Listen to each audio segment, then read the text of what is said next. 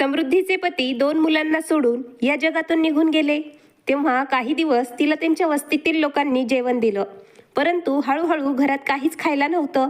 त्या लोकांनी तिला जेवण देणं बंद केलं. मुलांना भुकेने व्याकुळ झालेलं पाहून समृद्धी घरातून बाहेर पडली आणि बाहेर जाऊन ती हॉटेलमधले भांडे धुवत होती. संध्याकाळी घरी येताना तिला पैसे भेटले. तेव्हा रस्त्याने तिला एक वृद्ध माणूस भेटला. तो म्हणाला, माझी मुलगी खूप आजारी आहे, माझी मदत कर. तेव्हा समृद्धीने त्या माणसाला पैसे देऊन ती घरी निघून आली आणि तिच्या मुलांना म्हणाली, काही वेळानंतर जेवण येईल. असं बोलून स्वतः साडीच्या पदराने तोंड झाकून रडत होती. मुलं झोपी गेले. त्यानंतर थोड्या वेळानंतर कोणीतरी दरवाजा वाजवला. तेव्हा समृद्धीला धक्का बसला. कारण समृद्धी तिच्या हातात तिच्या महिन्याच्या कमाईकडे एकटक पाहत होती. ती कमाई तिची संपूर्ण 1 महिन्याची कमाई होती.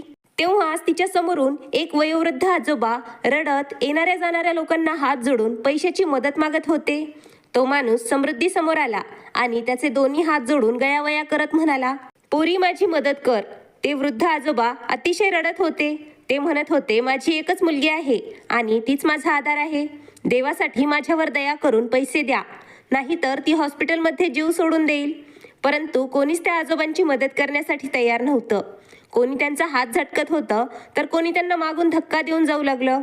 कोणी त्यांच्या समोर हात जोडून म्हणत होतं, आम्हाला माफ कर बाबा, का आमच्या मागे लागला आहेस. समृद्धी तेव्हा बस स्टॉपवर उभा होती. ती बसची वाट पाहत होती. तेव्हा समोर रस्त्यावरचं दृश्य पाहून तिचं मन तळमळ करत होतं. आजच तिला तिचा पगार भेटला होता. जे पैसे तिने तिच्या हाताच्या मुठीत बंद केले होते, एवढे जास्त पैसे तिला भेटले नव्हते, जेणेकरून ती त्या पैशांना पर्समध्ये ठेवू शकेल. आणि तिला अशी पण भीती वाटत होती की तिचं पर्स कोणी हिसकावून घेऊन जाईल. त्या माणसाचे बोलणे ऐकून, त्याचे अश्रू पाहून, वृद्ध अवस्थेत त्याचे थरथरते जोडलेले हात पाहून समृद्धीचं मन कासावीस झालं होतं. त्या आजोबांना पाहून तिचे डोळे अश्रूंनी भरले. तिला माहीत होतं ते आजोबा कोणत्या तरी मोठ्या अडचणीत आहेत. तिचे पती सुद्धा गंभीर आजारी असताना तिला सोडून निघून गेले होते. तेव्हा ती सुद्धा अशीच रडत लोकांना हात जोडून मदत मागत होती. कारण कोणीतरी तिचं दुःख समजून घेऊन तिला पैसे देईल. तेव्हा लोक सुद्धा तिला असंच ढकलून द्यायचे आणि निघून जायचे. तेव्हा समृद्धीला असं वाटत होतं, त्या आजोबांच्या जागेवर ती लोकांना हात जोडून गयावया करत आहे, माझी मदत करा म्हणून. तिने तिचे 2 पाऊल पुढे टाकले. कारण गुपचूप त्या आजोबांच्या हातात तिच्या पगाराचे पैसे देऊ शकेल. होऊ शकतं त्या आजोबांची मुलगी वाचू शकते. परंतु 3रा पाऊल पुढे टाकल्यानंतर तिचे पाय जागेवर थांबले. आतून एक आवाज आला, तुझे मुलं. तेव्हा तिच्या डोळ्यासमोर अचानक भुकेने व्याकुळ रडणारे तिचे मुलं दिसू लागले. तिच्या लेकरांनी संपूर्ण 1 महिना शिळ्या भाकरीचे तुकडे खाऊन काढला होता.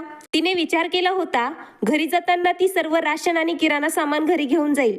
तिच्या मुलांना पोटभर चांगले पदार्थ बनवून खायला घालेल. ती स्वतः सुद्धा उपाशी पोटी दिवस काढत होती. त्यामुळे रडणारे तिचे मुलं पाहून तिच्या पायांना कोणीतरी दोरखंडाने बांधले आहे असे वाटत होते. तिचं हृदय धडधड करत होतं. तिच्या मनात एकच चलबिचल सुरू होती. एकतर तिने त्या वृद्ध माणसाची मदत करावी, नाहीतर लवकरात लवकर तिची बस स्टॉपवर यावी आणि ती बसमध्ये बसावी. ते दृश्य हृदय हादरून टाकणारं होतं. जे ती पाहू लागली, तिला वाटू लागलं सर्व काही तिच्या डोळ्यासमोरून नाहीसं व्हावं. हृदयाची अस्वस्थता वाढली होती.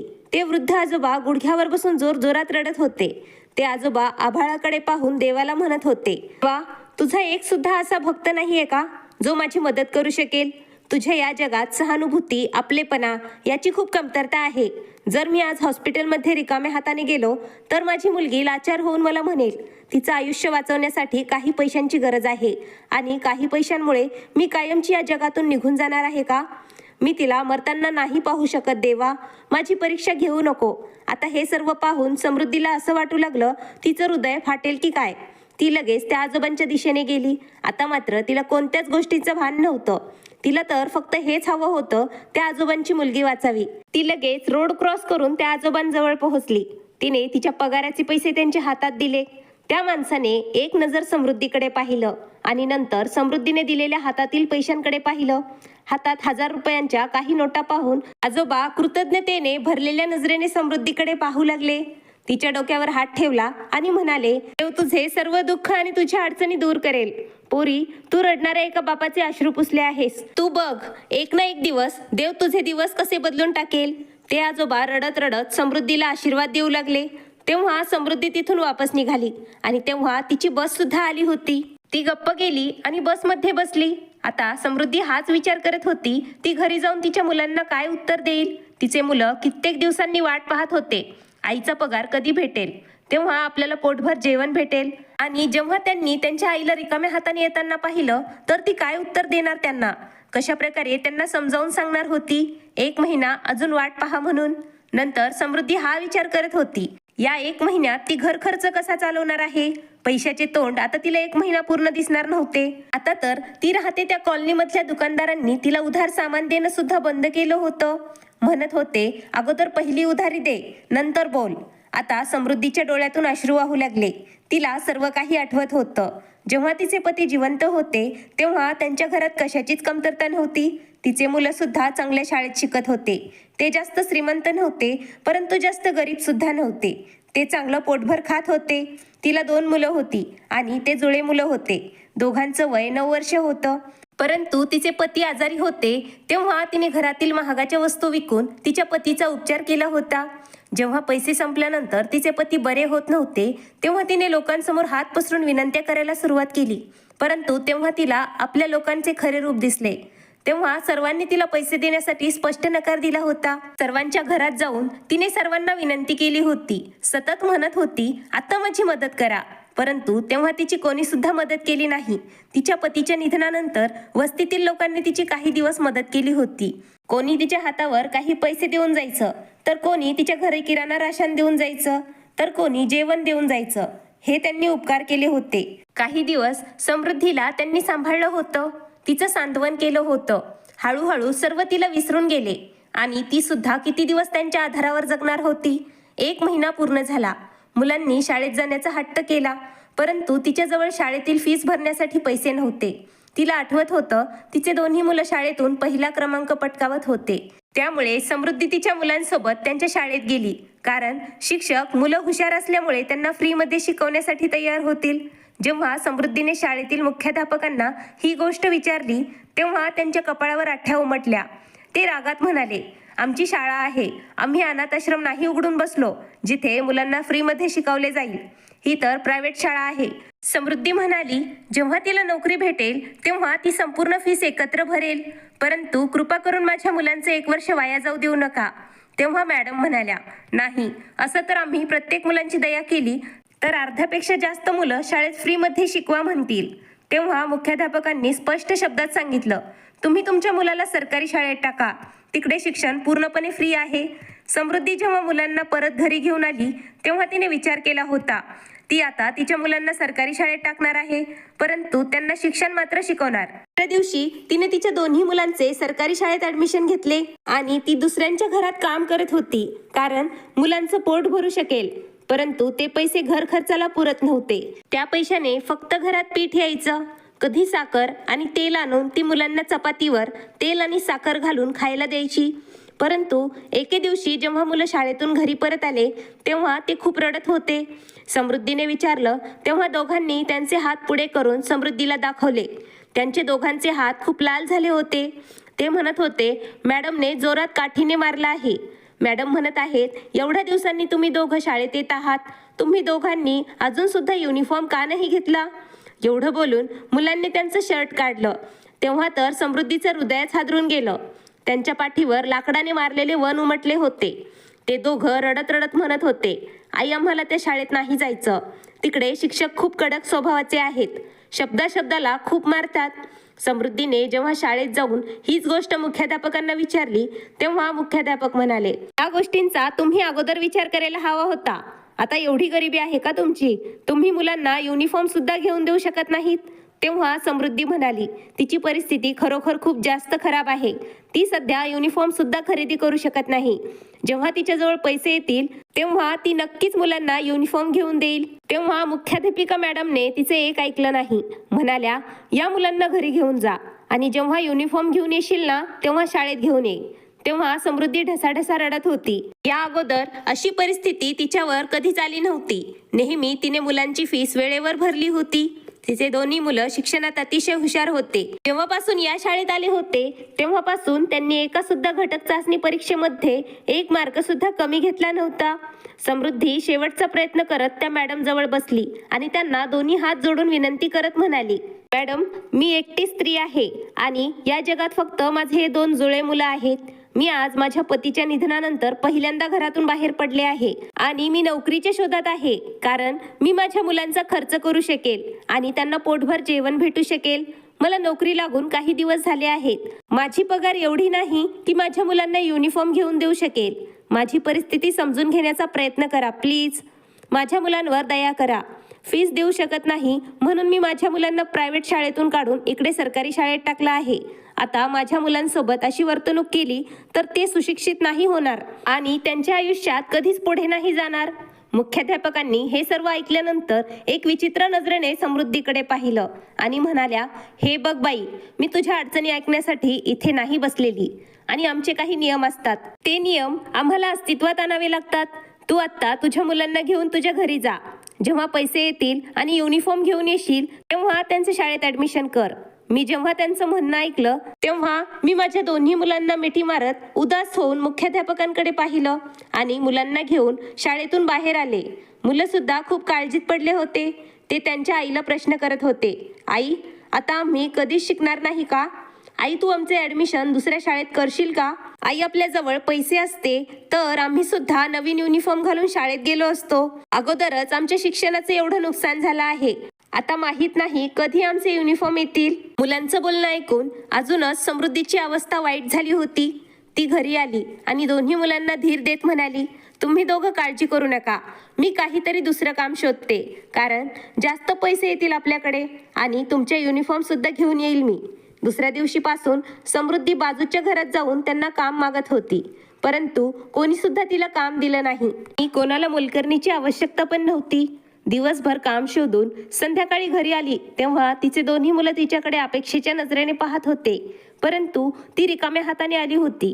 कित्येक दिवस ती नोकरीच्या शोधात होती. शेवटी तिच्या वस्तीमधून ती शहरात निघून आली तेव्हा तिला तिकडे एक हॉटेल दिसले. त्या हॉटेलमध्ये 15-16 वर्षांचा मुलगा भांडे घासत होता. भांडे खूप जास्त होते, त्याला एकट्याला ते घासता येत नव्हते. तेव्हा समृद्धी लगेच त्या हॉटेल मालकाजवळ गेली आणि तिथे जाऊन म्हणाली, साहेब, मी एक गरीब आणि विधवा स्त्री आहे. मला तुम्ही कामावर ठेवून घ्या. तुमच्या हॉटेलमध्ये मी झाडून आणि भांडे घासून देईल. त्या बदल्यात मला पैसे द्या.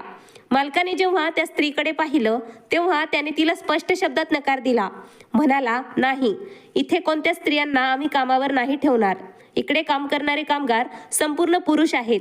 उद्या चालून काही कमी जास्त झालं तर सर्व काही माझ्यावर येईल. समृद्धी दोन्ही हात जोडून रडत होती आणि म्हणाली, मी पदराने चेहरा झाकून काम करेल साहेब. कृपा करून माझ्यावर दया करा. माझे मुलं उपाशी आहेत घरी. मला आता काम करण्याची खूप जास्त गरज आहे. तिचे अश्रू पाहून मालकाला तिच्यावर दया आली. तेव्हा मालकाला समृद्धीला हॉटेलमध्ये भांडे घासण्यासाठी ठेवावं लागलं. समृद्धीला तर खूप आनंद झाला होता. तो माणूस समृद्धीला जास्तीचे पैसे देऊ लागला. समृद्धी आनंदात होती. तिला वाटत होतं या महिन्यात पगारामध्ये तिच्या मुलांचे युनिफॉर्म तरी घेऊ शकेल ती. असंच सकाळपासून संध्याकाळपर्यंत तिला त्या हॉटेलमध्ये काम करायचं होतं. जे जेवण शिल्लक राहायचं ते मालक समृद्धीला द्यायचे. ज्या गावात ती राहायची तिथे एक अफवा पसरवली. समृद्धी तर हॉटेलमध्ये जाऊन पुरुषांसोबत काम करत असते आणि तिथे भांडे घासते. तर गावातील काही लोक समृद्धीला खूप वाईट साईड बोलू लागले. तेव्हा गावातील काही स्त्रिया शहरात समृद्धीच्या घरी आल्या आणि तिला म्हणाल्या, तू काय नवीन उपाय शोधला आहेस? तुला तुझ्या पतीच्या प्रतिष्ठेची तुला काहीच काळजी नाही वाटत का? हे कोणत्या हॉटेलमध्ये जाऊन काम करत आहेस तू? तुला दुसरीकडे काही काम भेटलं नाही का? समृद्धी त्या बायांचे एवढे प्रश्न ऐकून चिंतेत पडली. ती अगोदर गप्प होती, परंतु जेव्हा लोक त्यांची मर्यादा ओलांडू लागले तेव्हा तिच्या सहनक्षमतेची मर्यादा संपली. रडत रडत म्हणाली, मी कधीपर्यंत तुम्हा लोकांसमोर हात पसरणार आहे? किती दिवस मी तुमच्या घराकडे पाहत बसणार आहे? कोणीतरी येईल आणि आम्हाला आमच्या घरात सर्व सामान आणून देईल. तुम्ही सर्वजण आपापल्या घरात आनंदाने आयुष्य जगत आहात, परंतु माझं आणि माझ्या मुलांचं काय? आम्ही उपाशीपोटी मरून जावं का? आपल्या वस्तीमधील दुकानदार अफवा पसरत आहेत. मी हॉटेलमध्ये काम करत आहे. तुम्ही कधी त्याला विचारलं आहे का त्याने कधी मला शेवटचा किराणा सामान दिलं होतं? जेव्हा पण काही मागायला गेलं की असंच बोलून मला टाळत असतो. अगोदरची उधारी द्या, नंतरच तुम्हाला किराणा सामान भेटेल. जेव्हा तुम्ही सर्वांनी हात वरती केले त्यानंतर मला माझ्या मुलांसाठी काहीतरी करावं लागेल ना. परंतु या सर्व गोष्टींवर गावाकडच्या लोकांनी गोंधळ घालायला सुरुवात केली. ते तर समृद्धीला वाईट साईड समजू लागले आणि तिच्यावरती दबाव आणत होते. हे हॉटेलचे काम लवकरात लवकर सोडून दे. आमच्या गावचं नाव खराब होत आहे तुझ्यामुळे. घरातून बाहेर जाऊन काम करणाऱ्या स्त्रियांना आम्ही चांगली स्त्री समजत नाहीत. खूप प्रयत्न करून समृद्धीने त्या लोकांचे टोमणे सहन केले होते. त्या सर्वांसमोर ती ताठ उभा होती, कारण तिला माहीत होतं ती चुकीचं काहीच काम करत नाही. ती जे काही काम करत आहे ते तिच्या मुलांचे पोट भरण्यासाठी करत आहे. लोकांचं काय आहे, आज ते समृद्धीच्या मागे लागले आहेत, उद्या दुसऱ्यांच्या मागे लागतील. घरात तर काही किराणा सामान आणि राशन नव्हतं. घरात एवढंच पोळ्यांचं पीठ शिल्लक होतं. जर तिने दिवसातून एक वेळा स्वयंपाक केला तर एक आठवडा पुरेल एवढंच पीठ घरात शिल्लक राहिलं होतं. समृद्धीला काळजी वाटू लागली. काही दिवस ती हॉटेलमधून जेवण घेऊन आली होती आणि आता तिच्यासाठी सर्व शिळं अन्न शिल्लक राहू लागलं, कारण हॉटेलमध्ये काम करणारे बाकीचे नौकर सुद्धा जेवण घरी घेऊन जात होते आणि तिचा नंबर लागत नव्हता. आता तर तिच्या मुलांवर उपाशी राहण्याची वेळ आली होती. ते फक्त 2 दिवसात एकदाच जेवण करू शकत होते आणि संपूर्ण दिवस ते पाणी पिऊन घालवत होते. जेव्हा त्यांची आई काम करून दमून घरी यायची तेव्हा ते अपेक्षेच्या नजरेने तिच्याकडे पाहायचे. कदाचित त्यांची आई हॉटेलमधून काहीतरी खायला घेऊन आली असेल तर, परंतु तिचे हात रिकामे असायचे. समृद्धी तिच्या मुलांना समजावत म्हणाली, बेटा, मला जेव्हा पगार भेटेल ना तेव्हा मी तुमच्यासाठी चविष्ट पदार्थ घेऊन येईल. तेव्हा तुम्ही पोटभर जेवण करा. आईचं बोलणं ऐकून मुलं खूप आनंदी होत होते आणि आईच्या पगाराच्या दिवसाचीच वाट पाहत होते. सतत त्या आईला म्हणत होते, आता आई, आपल्याला पगार भेटण्यासाठी एवढे दिवस शिल्लक आहेत. वेळ होती ती निघून जाण्याचं नावच घेत नव्हती. दिवसभर हॉटेलमध्ये काम करून समृद्धी फार थकून जायची. ती फक्त पगार होण्याची वाट पाहत होती. जेव्हा 1 महिना संपला तेव्हा समृद्धीला तिचा पगार भेटला. तेव्हा समृद्धीच्या डोळ्यात ते पैसे पाहून अश्रू आले. ती हसत त्या पैशांकडे पाहू लागली. याच पैशांची वाट ती कित्येक दिवसांनी पाहू लागली. एक एक दिवस, एक एक तास तिला वर्षाप्रमाणे वाटू लागला. ती आनंदाने हॉटेलच्या मालकाचे आभार व्यक्त करत होती आणि मनातल्या मनात विचार करत होती, या पैशाने अगोदर ती घरात किराणा सामान आणेल आणि राशन घेऊन येईल आणि आज चांगला स्वयंपाक करून मुलांना पोटभर जेवू घालेल. कित्येक दिवसांनी त्यांनी पोटभर जेवण सुद्धा केलेलं नाही. ती शिल्लक राहिलेल्या पैशाने मुलांसाठी युनिफॉर्म सुद्धा विकत घेईल, कारण तिचे मुलं शाळेत जाऊ शकतील. तिच्या मुलांचे कपडे व बूट सर्व काही खराब झालं होतं. पतीच्या उपचारासाठी घरात काहीच शिल्लक राहिलं नव्हतं. तिने तिच्या लग्नात आणून आलेले सामान सुद्धा सेकंड हँड म्हणून विकून टाकले होते, कारण जे पैसे येतील त्याने ती घर खर्च करू शकेल. त्याच दिवशी समृद्धी हॉटेलचे काम संपवून घरी जाण्यासाठी निघाली होती. ती दररोज बसने हॉटेलला यायची आणि जायची. आज ती तिचा संपूर्ण महिन्याभराचा पगार एका वृद्ध माणसाला देऊन घरी येऊ लागली. बस एका स्पीड ब्रेकरवरून गेली तेव्हा तिला धक्का बसला, म्हणून समृद्धी शुद्धीत आली. तिच्या डोळ्यातून अश्रू गालावर आले होते. ते गालावर आलेले अश्रू तिने लगेच पुसले. आता तिचा बस स्टॉप आला होता. तिथून तिला 15 मिनिट घरी चालत जाण्यासाठी लागायचे. तिचे पाय जड झाले होते. तिला समजत नव्हतं घरी जाऊन ती मुलांना कसं समजावून सांगणार आहे. हातात तर 1 रुपया पण नव्हता. आता मुलांनी विचारल्यास काय त्यांना सांगायचं? पैसे वृद्ध माणसाला देऊन आले आहे. ती दररोज बसने आल्यानंतर 15 मिनिटांच्या रस्त्याने चालत घरी जाण्याऐवजी ती लवकर लवकर 10 मिनिटात जायची. आज तिला घरी जाण्यासाठी अर्धा तास लागला होता. तिने घराचा दरवाजा बाहेर उभा राहून मोठा श्वास घेतला आणि देवाला प्रार्थना करत होती, देवा, मला हिम्मत दे, मी माझ्या मुलांसमोर जाऊ शकेल. समृद्धी तिचे अश्रू पुसून घरात गेली. दरवाजा उघडण्याचा आवाज मुलांनी ऐकला तेव्हा ते पळत बाहेर आले. त्यांचं लक्ष अगोदर आईच्या चेहऱ्यावर आणि नंतर आईच्या हातावरती गेलं. त्यांना माहीत होतं आज त्यांच्या आईला तिचा पगार भेटणार होता आणि समृद्धी सुद्धा त्यांना सकाळी कामावर जाताना सांगून गेली होती त्यांच्यासाठी आज ती खूप काही घेऊन येईल. आज ते सर्वजण पोटभर जेवण करतील. मुलांनी आईला रिकाम्या हाताने पाहिलं तेव्हा त्यांनी प्रश्न केला, आई, आज सुद्धा तुला पगार भेटला नाही का ग? तू किराणा सामान घेऊन आली नाहीयेस का?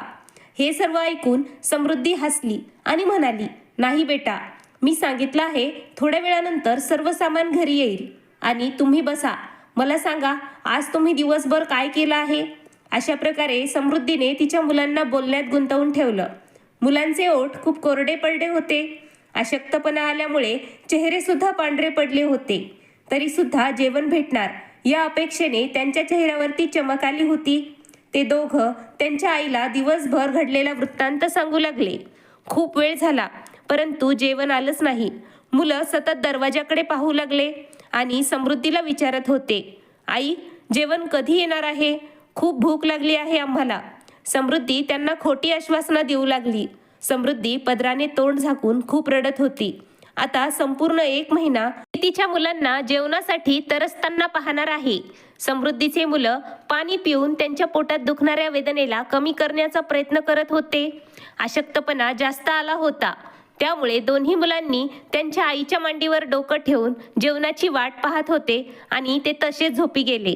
मुलांना असं भुकेने व्याकुळ झालेलं पाहून समृद्धी फुंदू लागली. तिने मोठा श्वास घेतला आणि वरती पाहिलं. तेव्हाच कोणीतरी त्यांचा दरवाजा वाजवला. यावेळी तिच्या घरी कोण आलं असेल? समृद्धी उठली आणि दरवाजा उघडण्यासाठी गेली. दरवाजा उघडला तेव्हा समोर तेच वृद्ध आजोबा उभा होते, जे बस स्टॉपवर लोकांना पैशाची मदत मागत होते. आणि समृद्धीने त्यांना पैसे दिल्यानंतर त्यांच्या चेहऱ्यावर समाधानाचे हास्य दिसत होते. समृद्धीला पाहून त्या आजोबांच्या चेहऱ्यावर हसू आलं. ते म्हणाले, पोरी, तुला मी किती वेळाने शोधत आहे. देवाचे खूप आभार आहेत, मला तुझं घर सापडलं. समृद्धीने जेव्हा त्या आजोबांना पाहिलं तेव्हा त्यांना आत यायला सांगू लागली. ते वृद्ध आजोबा घरात येताच समृद्धीने त्यांना पाण्याचा ग्लास हातात दिला. तेव्हा त्या वृद्ध आजोबांनी त्यांच्या खिशातून पैसे काढले आणि समृद्धीच्या हातात दिले. तेव्हा समृद्धी आश्चर्याने त्यांच्याकडे पाहू लागली. ती म्हणाली, हे पैसे तुम्ही मला का परत करत आहात? या पैशाने तुमच्या मुलीचा उपचार होणार होता ना.